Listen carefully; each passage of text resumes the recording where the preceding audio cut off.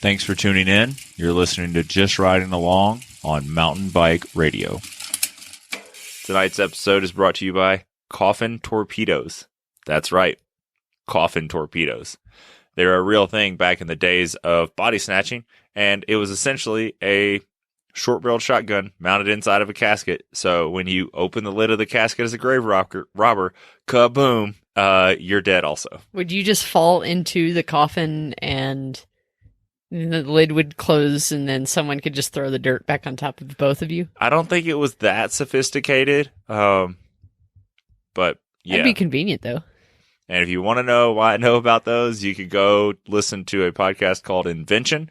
They have a 3-part series on the casket, and that was part of it. Awesome. Matt facts. Hey. And with that, we probably should talk something about mountain bikes. Do we have any donations? Oh. That's a good one to look at. Nope, nothing new. Well. That's okay. Guess I'll die. Guess you'll die. Kenny, what's new with Chew? No exciting riding adventures. Next week, we're going to do a St. George trip with someone that's coming in town from Memphis, so that'll be a good time. Other than that, just been working, wrapping up winter projects and stuff at the shop. Yeah, surprisingly busy, surprisingly steady, not bored. What's going on with the bike? I ordered a bike yoke Revive Max, so that's a 34.9 160 travel. Damn. To try out on the stump jumper. And yeah, there's really no compelling reason to do it other than try something new. And the X-Fusion Manic, by the way, is still the benchmark of all seat posts. And it's one of the cheapest. Except for the weight. Isn't it one of the heavier ones, though? It's really not. It's very average. So to give you an idea, in roughly the same travels in a 34.9, you've got, assuming that the X-Fusion is the benchmark, the bike yoke Revive Max, which is 10 mil more travel, is 100 grams lighter. And that's pretty much the lightest post I've found for that bike. And that's what I bought because I'm a weight weenie and I'm a moron. And then as a reference point... Hold on. In what order, though? I am a moron and also a weight weenie. So the reverb, or the eVerb rather, I don't know what the hell it's called, the Axis Reverb, how about that? That is 100. That's 100 grams heavier than the X-Fusion Manic. So, as a reference point, it's heavy. That's a heavy thing. Yeah, she's thick. You get her in 34.9, girl, thick. Yeah, she does some cool stuff, but she's thick. I'm really uncomfortable right now. that was the goal. It is to podcast with a boner. But for anyone out there in listener land who wants, if you've got a, say you have a bike yoke now, you're probably going to put on almost a half pound going with a Axis, unfortunately. The bike yoke is a nice pose. Well, I used the Divine SL, the shorty one on the cross country bike last year.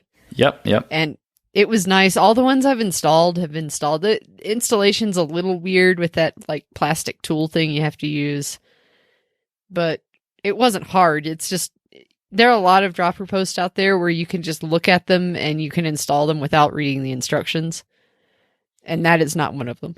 Yeah, the Divine has some extra steps, but this one is a Revive series, so it's kind of the same as every other post. You set your NARP, your NARP distance, and then if you know how to cut housing to the proper length on a dropper post, then you will be able to install this dropper post just like any other one. But yeah, so far so good. I will say it's got the little reset feature on there, which is cool. So basically, instead of having an IFP, you can, it's basically got a manual bleed IFP situation. So instead of a reverb, where when they die, you have to rebuild it like you would a rear shock. Once that IFP pressure has passed or whatever, you're fucked. And you got to take the whole thing down and rebuild it. This one, if you get a little bit of squish in the post, then you can just do the little manual reset. Mine right now, out of the box, I did a couple manual resets, and it's still got just, it's probably 3 mil of squishiness to it. Whereas that freaking X-Fusion was a rock. Like any position you put that thing in, it is dead set. And then you can also pull up on the post, like if you're trying to hyperextend it when it's halfway down, and it doesn't budge. Like that post is magic, I'm telling you. It's amazing. So I'll let you know long term how the bike yoke goes, but it's going to be hard to beat that X-Fusion. So real quick, something I have seen on some bike yoke posts, and don't take this as like the gospel. They're only rigid at the top. I think that's a feature of them. So that's a feature of the Divine series. The Revive is supposed to be dead solid. Okay. The Divine series, like the one Andrea had, the one where you have to use the special little tool thing to put it together, that one has a, quote, feature that it is squishy. Unless it's all the way at the top, it's squishy, essentially. Which, when you have 80 millimeters of travel, the fucker's up or down. There's no stopping in the middle anywhere. Okay, so real quick question, Kenny. Have you ridden that yet? No, I just put it on like 30 minutes ago. And what I'd be really curious to see is if that, after cycling it, like a regular, let's say, who knows, like gooseberry ride, and then resetting it, if it goes away. Because I've had some out of the box that wouldn't go rigid, even with like a full reset. And then after cycling the post like an annoying number of times inside, just standing there like up, down, up, down, up, down, up, down, up, down, up, down, up, down, and then reset it, it seemed like it was going away, and I got it to rigid by just cycling it a whole bunch. Yeah, I think you're right. And they also say that if the post has been jostled around or orientation has been changed a whole bunch, you can do a reset on it. And it's going to be like better than when you started, but you have to kind of let it settle a little bit and then do like a final reset after letting it sit for a while. So we'll see. It's definitely not like something's broken with it. It's just something I noticed in almost every other post out there, including Fox Transfers. Usually they're pretty damn dialed, but they all have like that little bit of squish in them typically.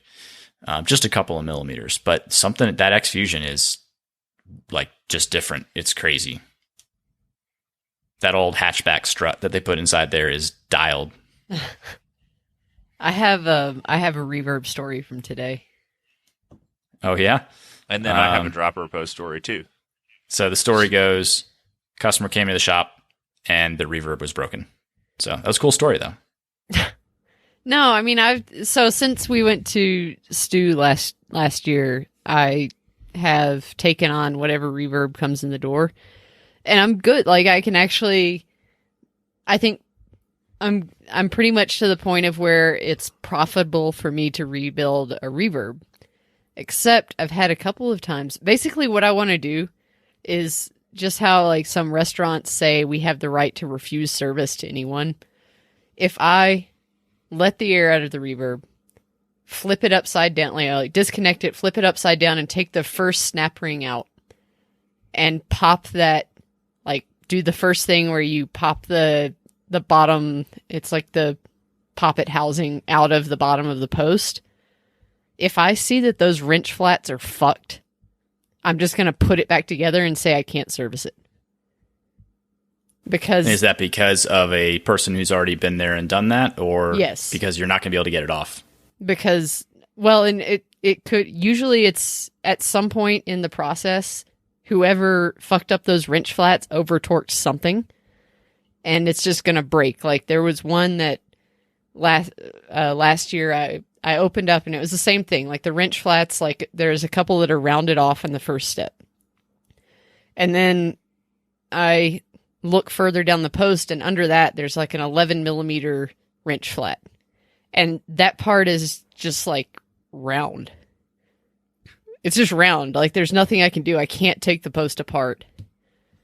And I call SRAM and I tell them, they're like, we don't have that as a replacement part. I'm sorry. And they replaced the guy's post. It wasn't even under warranty. It just needed to be serviced. But because someone had fucked it up, and they're generally pretty easy to work with, they were like, I can't, if I was able to sell you this part, you could fix it, but I can't sell you this part, so I'm just going to warranty the post, which was cool on their part. And I ended up, we had another one like that too. I forgot what it was, but I've sold a post last year, and then they warrantied a post last year, kind of with the same thing. Like someone had just fucked it inside before I got to it. And and today's was no different. I took the thing apart, and there were mismatched brass keys inside of it. And for those of you that don't know, the thing that keeps your post from wiggling back and forth are these little brass keyways, and the machine that makes the holes that the keyway goes into, there's some wear to it as it produces these keyways, and there will be a certain run of posts where the depth of them is one thing, and they get one size key. And then as the little cutter, I guess, wears out, the depth changes slightly, and then the next batch gets the next size key. The next batch gets the next size key. And then, I guess they replace a part, a wear part on the machine, and then you go back down to like the first size. That's a very elementary description of what happens, but I'm pretty fucking elementary over here anyway, so. Don't you remember them explaining how that, like, why that happens? Of course I don't remember that. Okay. How do I remember these things when I have such a terrible memory? Because you, as a real service technician, work on reverbs, and me, as a service writer, tell people, beep boop, no work, you need to work on reverb. Yeah. Have you heard of X Fusion? Because I can sell you a new one for $200. I remember the guy last year that I ended up selling a different seat post to. Like, he was really angry at the shop before, and he wanted a receipt so he could go to the shop and make them pay for the post he had bought. Because he was on vacation or something. I don't know. He was real mad. Oh, he mad. He mad. What was he mad about? He was mad that someone let him buy a reverb, or he was mad that someone made him buy a new post? Someone messed up his reverb, and I couldn't make it stop thud busting because I couldn't take it apart without stuff breaking. Because they just rounded off wrench flats on it. I gotcha. And yeah, so I just couldn't fix it. And so he bought a new post. The other guy was lucky enough that when I was able to call SRAM and kind of give them like a sob story, and they're like, well, we'll just give you one. But anyway, so the one today, yeah, so you have to keep the keyway, like the little keyway will have like 1 through 5 etched on it.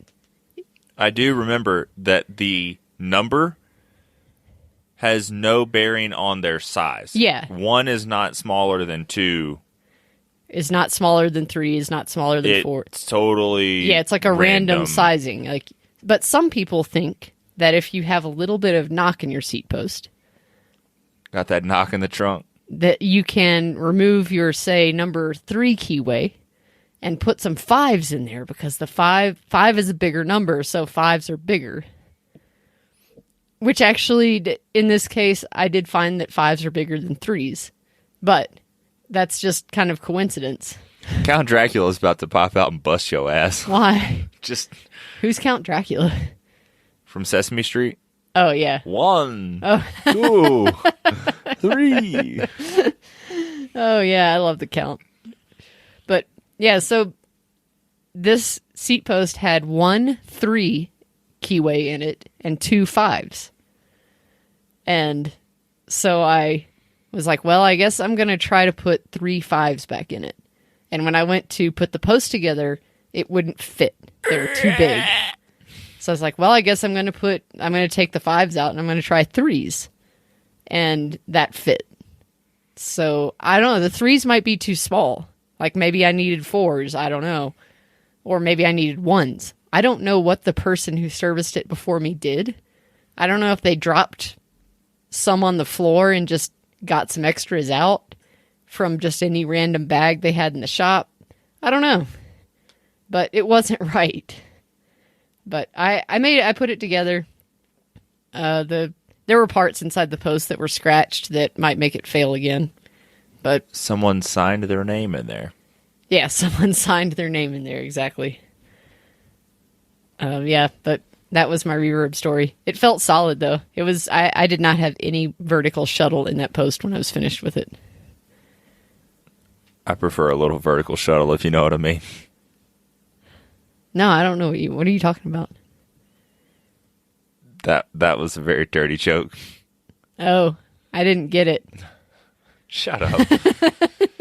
Well, do you want to finish your story? Because I have a lot to talk about. That's pretty much it. Got the post in. I was talking. Oh, wait. Who was telling a story? We had lots of stories. Andrea was telling stories. Oh. I was going to tell about my ghost busting incident. All right. Because my writing hasn't really been that exciting. I had a week off last week, which was wonderful. Didn't do much of anything, and it was great. And I was admiring my bike because Look at the microphone. My Talk bike to the microphone. But my bike looks so good, and it's right over your shoulder. Talk to the microphone. We talk about this all the time. Ma. So I listened to a podcast. And that's amazing because I don't really like podcasts, but I did get into this one called Other Side Guides. And it's these two ladies who, one of them is a psychic medium and one of them is kind of an aspiring psychic medium. And this kind of stuff like fascinates me. I think it's really interesting. And they did an episode about smudging. And smudging is where you take a little stick of sage or some other type of bundled herb. It's not that thing that happens where you just keep wiping and wiping and wiping and wiping and the toilet paper is still dirty. Maybe. Because I've always thought that was That's smudging. like the Urban Dictionary definition of it. Probably. Are you going to look it up? So it's where you take a stick of sage and you kind of with the intention of cleaning out old. It's like when you go into someone else's, if you go to live in someone else's house, like if you buy a new house and you go to live there, it feels a little weird. There's Matt just threw up in his mouth a little bit reading what Urban Dictionary says smudging is. So just hold on until after I'm finished, all right? Can I finish? Please? It'd be great if you finished. You very methodically, you kind of waft the smoke around edges and corners and just nooks and crannies in your house with the intent of moving out other people's kind of old energy from your house. And at the same time, according to the podcast, you can also remove ghosts and spirits from your house. And, I kind of went into it with the intention of, clean it out, kind of make it my own house, kind of a fun thing. Well, about 5 minutes into the process, you open all the windows while you do this. So I had curtains drawn back, windows open. I turned around to relight my smudge stick. And the curtain by the window behind me just slapped as if a giant gust of wind went right past it.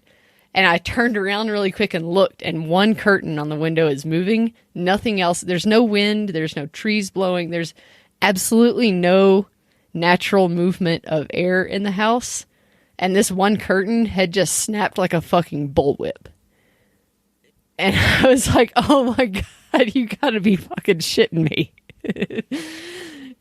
And I kept going and nothing else happened. But that's my story of ghost busting. That's the most interesting thing that's happened to me this week. Probably this month, really, honestly. Like that was pretty intense.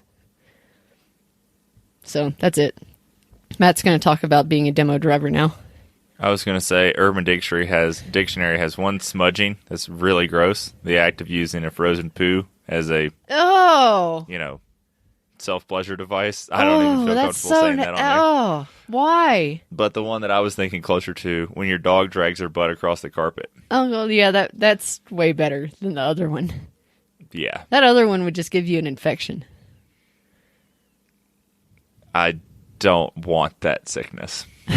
So Let's see. I fell asleep recording on Sunday, pretty much, because I was pretty hammered, tired. Yeah, I'm just gonna go ahead and apologize for our last episode.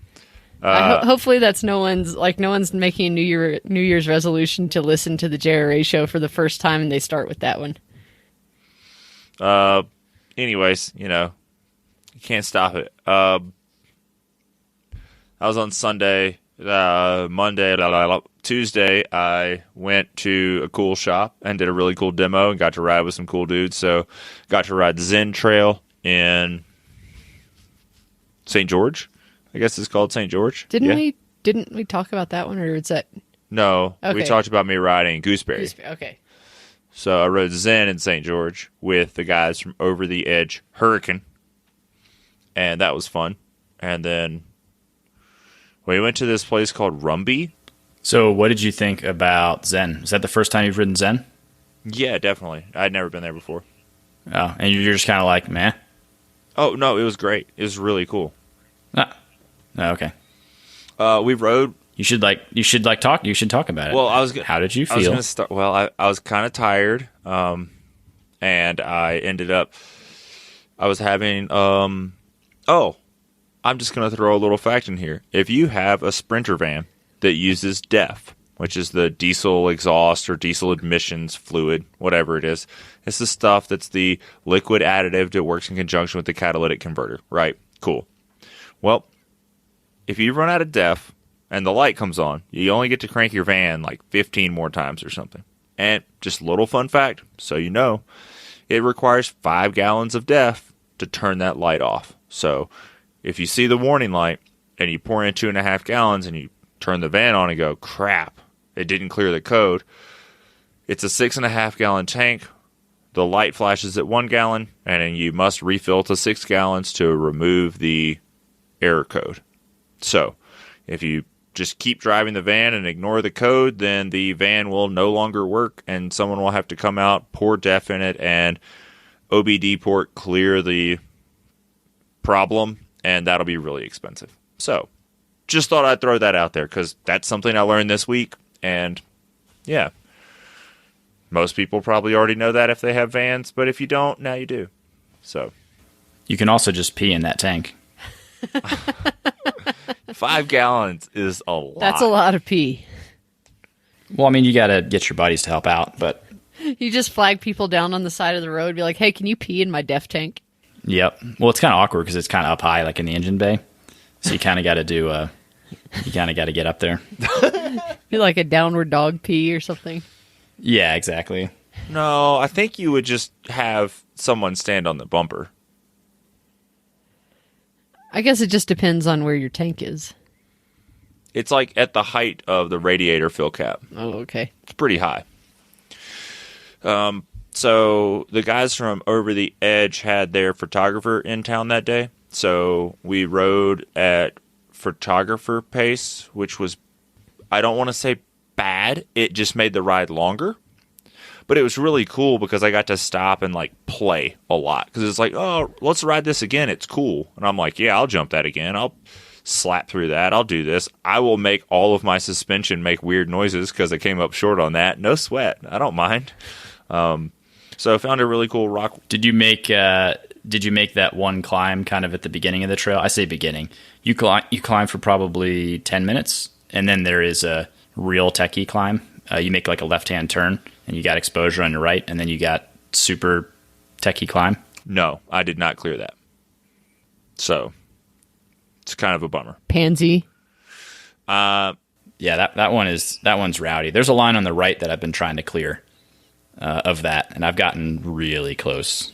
So there's just one little pinch move in the center that I can't get over, and it was one of those things of diminishing returns, given the fact that I haven't ridden a ton, and I had ridden Gooseberry like 2 days prior, which, if you ride Gooseberry, it's pretty much like doing a gajillion 12-second intervals. So my top end was pretty cooked, what little top end I had. So I feel like if I go back at the end of the year, I would be like strong enough to clear that little like crux piece, because I could ride everything to this one thing, and I could ride everything after this one thing, but I couldn't ride this one thing. So It's kind of a bummer. But apparently it was a good spot. Like, I was very photogenic right there because you're like up over the huge valley, like you're on the edge of the mesa and you're over the big valley. But by the time I got done, there was literally a pile of rubber on that rock where like I had been like just roasting this 3C DHR on that rock. So, demo life. But that was a pretty cool one. It was fun to ride with those guys. Like, we got to go back and forth and session a bunch of stuff. Right before you get to there's a really tight rock notch that you go through, or a big rock roll on the left. Have you done the rock roll, Kenny? It's that really tight squeeze spot I hate. I always just kind of like put my feet up and just like scoot through there. I don't like the skinny shit. Yeah, so the next time you get there, you know how you descend a little chunk and then you go through the pinch? Uh-huh. Stop right there and look left. There's there's a great roll you can do that goes and drops you down and around that pinch. Oh, I'll have to try that. It's really good. It's probably 10 feet high, and it's very smooth. Like, you don't even need to unweight the front wheel. And as long as you just stay like on the brakes, a little skiddy, it doesn't even like bottom your fork out at the bottom. It's pretty cool. So I'll have to try that because I hate that pinch. I rode up the pinch. Why would you do that? Because they told me I couldn't. So I pretty much just pedaled at it stupidly hard, and then because you can't pedal through it, I just like bunny hopped and like was in the air, and my shoes just kind of bounced off the sides, and I like popped out of the top and was like, okay, cool. So, but yeah, that was on Tuesday. I rode those guys. It was really cool, and the trail was fun. Got to ride in a Raptor. That's always a good time. So, did it make turbo noises? Yeah, it did. And then we, wait, is a Raptor turboed? The new ones are. The old ones are supercharged V8s. Oh, this one was supercharged. They just made a bunch of turbo noises. They made a bunch of turbo noise jokes. Oh, okay. The supercharger makes more of a whiny noise. Yeah, just. But anyways, I think one of them. I might be wrong on that. One of them might be all motor. I can't remember. Regardless, the old one's a V8. The new one is a turbo V6. It's like Ego Boost. That Eco Boost. Yeah, ripper. Smaller, lighter, faster. What more could you ask for? V8. Anyways, so that was Tuesday. That was pretty cool. And then Wednesday, I went and saw Brent, old shop manager Brent with no eyebrows. Checked in with him up in Cedar City. And then if any company gets mad at something we say on here, be sure to call Brent in Cedar City. Jesus, God, don't do that. That was his favorite part of his job at Absolute Bikes. No, it was not. So we're going to talk about people calling here in a second, because I hustled back that was on Wednesday. And then by Thursday at lunch, I was back in the office in Carbondale. And then by Friday at 2, I was on the road back to Salida in my personal car. I had unloaded bikes. We're getting a new office. It's going to be really cool. So I would say this summer, if anyone is semi-close and, like in the I-70 corridor, we're going to have a really cool office, and the team's going to run demos out of the office while I'm not there, and I'll run demos out of the office while I am there. So it'll be super cool. There's a coffee bar and all kinds of rad stuff. We put the coffee bar, it was in the first building we're in, and we moved it to the second building and used a forklift to put it on the second floor in the new building. It was pretty rad. So, let's see. Oh, but Friday when I headed home, I had a new titanium hardtail in my car. Well, just the frame and the headset, and unbelievably, a Crank Brothers Highline 7 dropper post. So, that is right. I bought a Crank Brothers product. Why? I think that post is really good. Oh, okay. I haven't used one, so I can't comment. I'll give you the quick rundown. It uses no NARPs, no special barrels, no nothing. You literally have housing with ferrule in the frame, and you just put a cable in it, and the cable clips into the bottom of the seat post. Like the cable head does. So Where did the Gotcha. word NARP come from? I don't know. But Like if I heard Kenny said it earlier and I knew what it meant because of context, but if someone just said NARP, like hand me the NARP off that bench, I wouldn't know what you were talking about unless that was the only thing on the bench. You just pulled up. Yeah, look, there I it mean, is. NARPs are like little cylindrical. Okay. Like that is a NARP. I didn't know that was what that was called. I just have always called it the cable pincher thingy. Yeah, but if you're a grimy little BMX kid, you know how important that this piece is, the little cable NARP. And if you screw that up, you're screwed and your brakes won't work, so you don't mess up your cable NARPs. But yeah, the post works really cool. And one of the things I really like about it is most seat posts, they have a top out that's very solid, thumps at the top, that's very normal. But the Crank Brothers post does not. It has like a very nice bottom out bumper in it. So it's like the last 3 millimeters or so are very soft. So if you just like cram your seat post down all the way, it doesn't like vibrate your spine when the post bottoms out. Yeah, that's cool. And I naturally got it in 170 travel. So, because, that's how you do is 170 or die. And I don't feel like dying. So, yeah, it's super cool. I got an S7 hardtail, and I pulled apart my Hayduke and used a bunch of the stuff from that bike to build it up. Well, I used the wheels. I used the wheels and the bottle cages. I guess that's not a bunch of stuff. So I built it up with a set of new G2 brakes, some GX X01 that I had saved up. So it's 12-speed SRAM with an X01 cassette, an X01 shifter, and a GX rooter railer. It's like that balling on a budget style. And then G2 brakes, my i9 Nox wheels, and Highline post, and a power meter from my Vertex. So, and I used a 9er carbon fork because that was kind of my plan, but my 34 from the Hayduke is not long enough for that bike. So I have to buy a fork for that bike. He's got my old 9er fork on it because I had left the steer tube really long while I was playing around with my Tour Divide fit. And then I was like, I'm going to use a suspension fork. And her version of leaving it really long was like barely long enough. Yeah, like Matt can use it with no cap on his headset. Which is fine because I'm very flexible. And I usually end up with my bars all the way low anyways. So...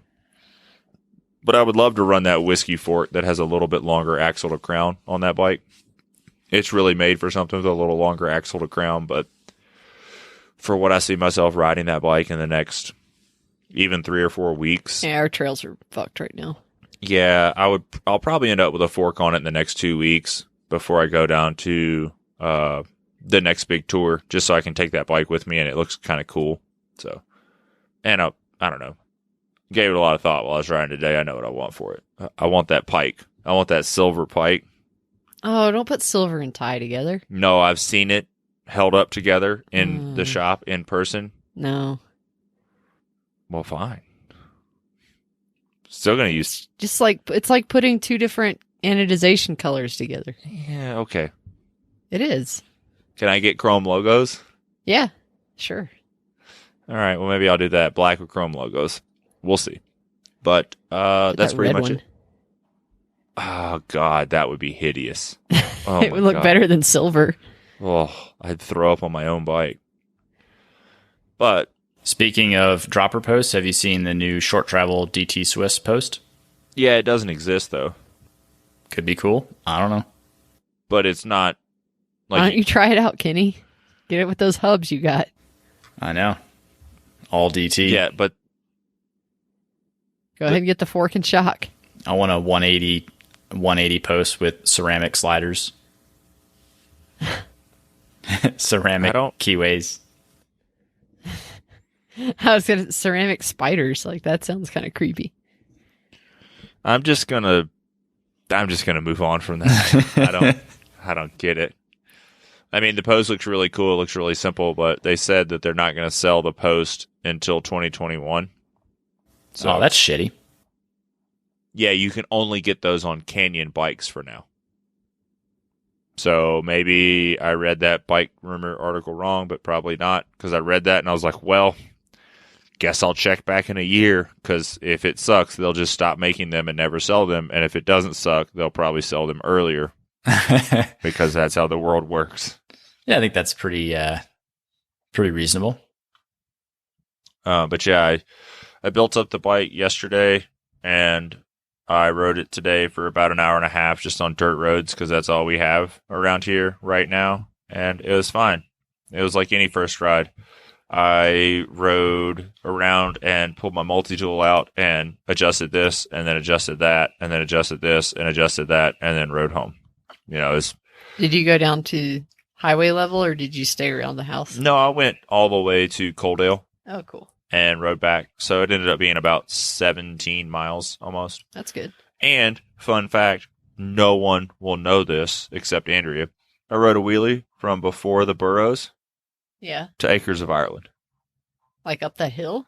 Like all the way to the Acres of Ireland road. That's like a kind of a serious hill. Like you had to put some watts out to do that. Yeah, I had to like You're probably out of breath. I had to granny gear and like recover to go like the next little bit home. So, but yeah, it's cool. I'm going to ride that bike some more tomorrow. And in case anyone cares and wants to know where I'm going to go in the future, I'm going to go to Old Pueblo, and I'm going to go to Sedona, and I'm going to stay in Arizona and New Mexico between the two. I'm going to go visit shops and put on demos and group rides and whatnot. So you can check the website and see where I'm going to be. But just know that I don't drink on the job. So if you try to ice me, I'm not going to drink it. I'll take it with me. I'll probably drink it later because I'm white trash. But I'm not drinking it right then, because it's pretty hard to do my job where I drive around in a van if I get a DUI in the van. So, you know. Yeah. Just piss in his DEF tank. No. They're just trying to help you out, man. They don't want your van to break down. No, I have a 5-gallon supply in the van, just, you know, for those moments. We have like, probably no exaggeration, like 20 gallons of it in the warehouse, and I'll be able to just put 5 more gallons in the van before I go on the next trip. I don't need anyone to wee in my DEF tank. I thank you for the offer. How about this? If somebody ices you, you can be like, hey, I'm really sorry I don't drink on the job, but I still do need your help. You need to drink this Smirnoff so you can piss in my DEF tank so I can make it home. Or pour the Smirnoff in the DEF tank. I don't think either of those are good ideas. Definitely not pouring sugar water in the DEF tank. That's number 2. But number 1, to back it up, I don't think it's good for the company image for someone to be standing on the bumper with their wang out, tinkling in the DEF tank. So, what if it was someone squatting? Someone without a penis. No, you won't see it. Like, that's the whole thing. You're supposed to plank, like, over the engine bay with your dick in the tank, and then no one sees it. This is going to be the only episode. Like, this is the episode my boss listens to, and he's like, what the fuck is wrong with you guys? Yeah. What are you guys doing in that van? Oh, it's actually not weird in the van at all. It's just sleepy time in the van. I'm gonna smudge your van next time you bring it back. The fucking doors are going to blow off of it. It used to be an ambulance. So that's why I really wanted to practice on my house. It's not that my house is ever like it doesn't. It just seems a little weird to move into someone else's house and call it your own. But really, I wanted to know how to do that because Matt is driving around in a freaking ambulance. Like at least one person has died in there. For sure. Do you think that's what they carved into the dashboard with a knife? Is the kill hits for the van? Probably. Because it goes from driver to passenger side, just all the way across. Yeah, hash marks all the way across. What do you call it when you count to 5? Like 4 little things, and then a 5th one to like. I don't know. I don't either. Well, yeah. Did we have any listener questions? Nothing. I'm looking at DT Swiss stuff. Have either of you messed with any of the new DT forks? No. The 232 or the 535? Nope. No, I'm really glad I didn't. Everything in my shop is Fox and RockShox. I guess I was trying to explain this to someone the other day, I only know DT from what's obviously like a third owner coming in with like a Nino edition Spark 26-inch and being like, my fork doesn't work. And being like, whoa, of course it doesn't. You're the third person to own that DT fork and it's never been serviced and it's 9 years old. It's real bad. Yeah, I've never known anyone that has owned a DT Swiss fork on purpose. Jesus Christ. What? No, like it's people who maybe it was spec'd on their bike, but it's always been the only time I've seen them in the wild. It's been someone who also has a DT Swiss logo on their jersey, and they go very fast. And they were not going very fast because of the suspension on their bike. They were going very fast because they trained very hard to do what they do. So, but if you do want one of these forks, it is it's a pike that's 100 grams heavier than a pike. And it's $200 more than a pike. So anyway, just throwing that out there. And you can't call that 1-800 number and be like, hey, this stopped working. What do I do?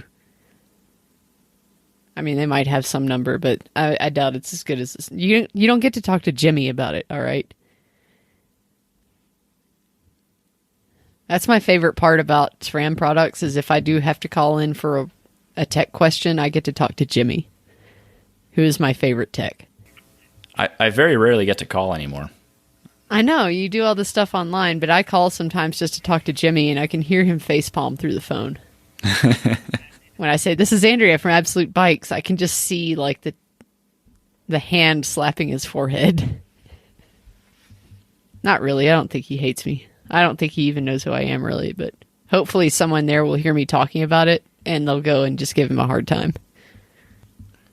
Something hard time. Oh, if you want a hard time, build up a really cool new bike and put pictures of it on your Instagram and just watch people flood in and tell you what's wrong with your new bike. That's a hard time.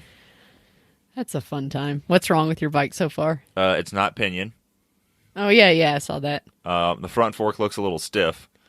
That guy gets a pass because he was a fork engineer at RockShox. Oh, so, okay. He's definitely one to... I don't think he owns anything with wheels that doesn't have suspension. Truck, dirt bike, mountain bikes, downhill bike, all those got the squishy bits, so... Right. I don't think he has any non-squishy bikes. Yeah. Rightfully so. He's a suspension engineer. Washed up has been. Damn. Just kidding. It just doesn't do that anymore. So. All right. Now he makes the suspension for our bikes. So. That's good. It's pretty good. Anyone have anything else cool? My spokes should be here middle of the week. And I get to build up my new wheels. Your straight pull aerolites with your Coup Cubs. Oh, it's crazy. Straight pull, aerolite, ceramic bearings, center lock only. I don't know what the fuck is wrong with me. I like center lock. I despise it. I kind of don't like it, but I'll give it a shot. I just like I think this might be the second set that I've owned. I owned a set in like 2009 or something, maybe. I think there were like some Mavics. Yeah, I just like how quick and easy it is. I just like how 6-bolt actually is easy to use. It's easy to use also, but not quite as quick. I don't care how quick it's supposed to be. If you get... my biggest thing is, where does the lock ring come from? I feel like the center lock ring is some mythical object that just kind of floats around in the industry. The correct one doesn't always come with the rotors, and it's just like so weird. And I don't know why there's multiple lock rings, and I don't know why they're not just all the same lock ring. And like the one that is for through axle is different than the one that's for quick release, but then the one for through axle says only for 15 and 20 mil through axle, so you use the quick release one on a 12 mil, but your one for quick release. I thought they said for 12 and 15 only. No, because those. Go ahead, Kenny. Oh, it's funny too because it's probably 1 to 2 millimeters different in diameter than a cassette lock ring. It's like really close, but it's not the same thing. Yeah, and then like my freewheel lock ring tool kind of fits over a 12 mil axle, kind of doesn't go that deep. It's like, oh no, 12 mil you're good. It just depends on the hub and the lock ring, but you should totally be able to use a cassette tool on a 12. But 15 and 20 are where you have to use it. Not if you get one that's shipped as a 12 mil bike and it comes with internally toothed or tooled lock rings. Well, that's what I'm saying. You can totally use a cassette deal on a 12 mil. Like I do it all the time. It works fine. Kind of. It doesn't work as... My point is why is everyone just... Like, quick release through 20 mil. Why do they not just use the bottom bracket tool on every single one? You're right. I mean, they should all just be the external one, and it would solve all of the problems without a doubt. What's also interesting is we're a big shop, understand, but I probably order 100 of those a year, and we always have 0. I don't know where the hell they go. Because no one ever has them. That's the thing. Like, they're like, oh, they come with the wheels. I'm like, well, cool, but Jimmy brought in a wheel. Not Jimmy from SRAM. Different Jimmy. Jimmy brings one in, and he's like, I need a rotor. And I'm like, cool. Well, this Shimano rotor costs $1 gajillion, and it doesn't come with a lock ring. It's like, well, cool. Not really, but cool. They're starting to, you can, there are options now on the Shimano website. I'm sure it's on Q also, but you can get an internal or external lock ring with your rotors. Oh, sweet. And now I can run a Dura Ace rotor on my new wheels. On your mountain bike? Yeah. Does it come in run 180? Run 140s front and rear. Oh, boy. That's some that's a good question. That's some Kenny shit right there. What happens if you use a big 4-piston brake on a 140 rotor, on a 140 road rotor? I don't know. Probably things will rip off. No, I would tell you what would happen is you would be squeezing, skidding. Like, you'd be like, I'm not stopping, I'm sliding. So it looks like they only make them in 140 and 160, so sad face. More like face that frame down. Come on now, 140 line. Those rotors look like those Tesla wheels. They're pretty disgusting. Yeah, dude, I don't really like them. Dude, nothing says baller like that new Magura rotor. Did you see that one today? Oh, but I will say all of these new rotors that they're filling the inside parts on, those companies definitely watched our hot dog rotor danger video. Hot dog rotor danger. Danger! Well, yeah, we proved that the outside of the rotor... The rotor, a rounded edge rotor is not the important part. But look at that. That is good. Magura now has a 220-something rotor that looks like a motorcycle rotor. That does look kind of cool. Yeah, we had one of those in the shop the other day. They're pretty interesting. Haven't ridden one, but they're supposed to be baller. I'm sure it stops real good. Yeah, it stops as good as the brakes work. So, there you go. You're not going to get a new bike, Kenny? You're just putting a bunch of new parts on your old bike? Yeah, I think I'm keeping it for now. I was playing with the idea of getting like a size large, but I don't know. I'm still just dead in between. It kind of sucks, but I'm pretty happy with the medium. And I own it. I can always change the frame later. I might as well put nice stuff on it because I can always do a different frame. So I think I'm going to refresh the fork. Mine's kind of tired. So if anyone out there in listener land is interested in a Fox 34, let me know. It has lots of miles on it, but it works awesome. He serviced it once. No, that's not true. Zero times? You haven't ever serviced it? No. I've done 3 sets of wipers on it and the air spring every time. I have never touched the damper. Those dampers last forever. You never have to service those. That thing is fine. I also have a Fox 34 because my 34 was too short for my new bike. So if you want Kenny's 34, that's 140 travel, right? Yeah, it's a 140 51 offset when it's got the 2018 fit damper tune in it. I think that might be what that one is. If you want a Kashima one, that's 130. I got you. And that one does not have many miles on it. It actually doesn't. It probably has 1,000 miles on the fork. At the most. Maybe not even that much. Because Andrea went to that Pike Life. Yeah, like quick. I had that fork for not that long. I mean, literally, I might have put, just so I'm being like conservative, I'd say I put 200 miles on it, and I think that's too many. And I don't think you've put that many on it on the Hey Dude. So, yeah, it's probably got fewer than 500 miles on it. If I had to make a very conservative estimate. Seems legit. I mean, Yep. because like you got to remember too, like a Salida mile, like I might do an hour 8-mile ride, Yeah. especially on the old, no click clacker, no rear boinger bike. Yeah, it was on your single speed, so that was kind of like the last bike in line to get ridden.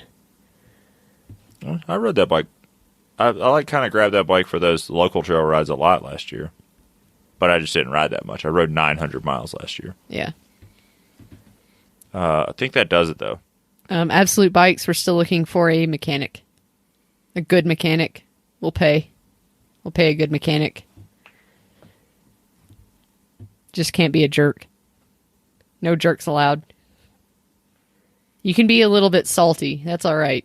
A lot of times good mechanics are kind of salty, maybe a little jaded, but you can't be a jerk. There's a difference between a little salty and a jerk. Pretty big difference. Yeah. So, anything else? Anyone? No, that's all I got. Nope. All right. Well, I'm going to go to bed and fall asleep not on mic tonight. Thank you. So this is the second episode of Just Riding Along in the year 2020. Until next time, take care, be nice, and, don't smudge anything.